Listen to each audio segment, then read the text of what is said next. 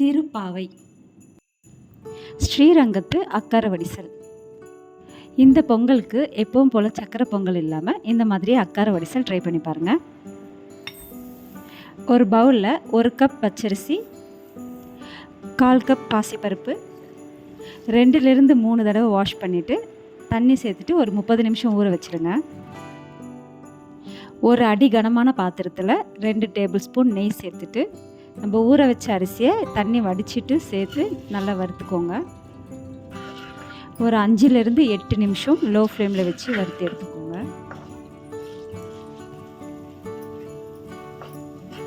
இந்த அளவுக்கு வறுபட்டதும் ஃபஸ்ட்டு ஒரு 2 கப்பு பால், கொஞ்சமாக உப்பு சேர்த்துட்டு வேக வச்சுக்கோங்க. இது நார்மலாக வீட்லேயே நம்ம பால் காய்ச்சுவோம் இல்லையா, 2 கப் பால் 1 கப் தண்ணி சேர்த்துட்டு பால் காய்ச்சி வச்சுட்டு அந்த பாலே யூஸ் பண்ணலாம். ரொம்ப திக்கான பால் யூஸ் பண்ணணும்னு இல்லை. கொஞ்சம் கொதிச்சதும் திரும்ப ஒரு 2லிருந்து 3 கப் பால் சேர்த்து நல்லா வேக வச்சுக்கோங்க. சில பேருக்கு 4 கப் பால்லையே அரிசி வெந்துடும். சில அரிசி 5 கப் பால் சேர்த்தா வேகும். அந்த அரிசியை பொறுத்து நான் 5 கப் பால் தான் சேர்த்துருக்கேன். எந்த கப்பில் மெஷர்மெண்ட் எடுத்தோமோ அந்த கப்போடைய அளவு தான் சொல்லிட்டு இருக்கேன். பால் ரொம்ப சூடாகவும் சேர்க்கலாம், கொஞ்சம் வெதுவெதுப்பான பாலும் சேர்க்கலாம்.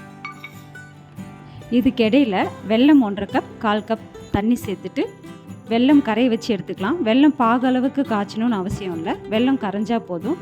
கரையை விட்டுட்டு வடிகட்டி எடுத்துக்கோங்க, ஏன்னா அதில் கொஞ்சம் டஸ்டெல்லாம் இருக்கும், அதனால் வடிகட்டி வச்சுக்கோங்க.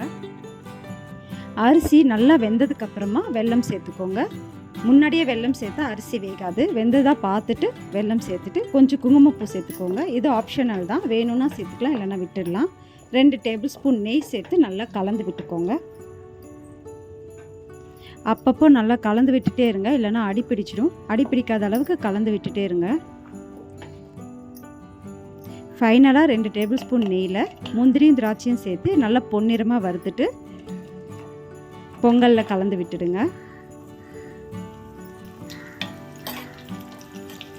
நிறைய பேர் இதை குக்கரில் பண்ணுறாங்க. குக்கர்லேயே அரிசி பருப்பு பால் சேர்த்து வேக வச்சுட்டு அதுக்கப்புறம் பண்ணுறாங்க. அப்படி பண்ணலாம், பட் கொஞ்சம் டேஸ்ட் டிஃப்ரென்ஸ் கிடைக்கும். நம்ம இந்த ரெசிபி பாத்திரத்தில் தான் பண்ணணும்.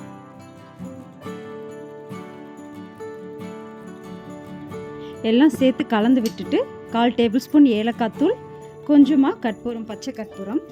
இது நாட்டு மருந்து கடைகளில் கிடைக்கும். இந்த சக்கரை பொங்கலுக்கு யூஸ் பண்ணுறதுன்னு நம்ம கேட்டு வாங்கிக்கலாம். இதுவும் ஆப்ஷனல் தான். இந்த கற்பூரம் சேர்த்தா கொஞ்சம் அந்த டெம்பிள் ஸ்மெல் நமக்கு கிடைக்கும். அவ்வளோதான், சூப்பரான டேஸ்டியான அக்கரை வடிசல் நமக்கு ரெடி ஆகிடுச்சு. வீட்டில் இந்த பொங்கலுக்கு நீங்கள் இதை ட்ரை பண்ணிவிட்டு எப்படி இருக்குன்னு சொல்லுங்கள்.